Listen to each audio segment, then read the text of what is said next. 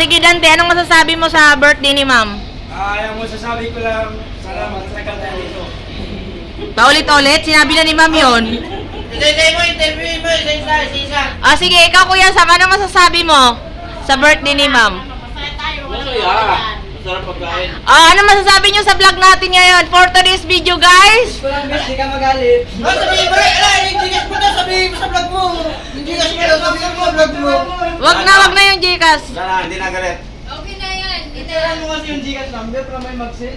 Sana lagi Kaway-kaway share sa vlog namin. Sana laging ganito. Enjoy, pakabusog kayo. Kaya na. Kumain ka na, uy. Yung may birthday, bakit wala? Just lalo ma'am. Ayun pala may paper plate, sir. Hinahanap. Seryoso, kung nagkakantaot na kami. Hindi talaga mawawala yung bully dito no?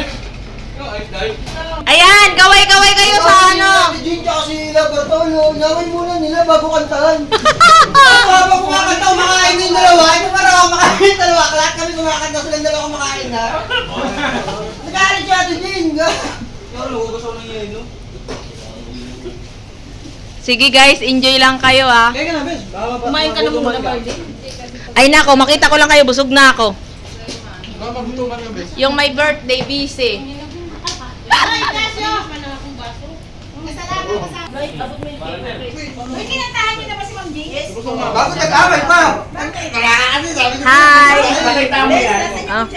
Sabi niya kanila yung pangalan niya eh. Bakit? Ano ulit? Maglagay ko ito ng ano. Bakit may Gcash to? Eh, Niloko nila si Marlene. puro sila hindi nasunod sa instruction Kain guys. Tanggaw. Parang yung nag-birthday ah.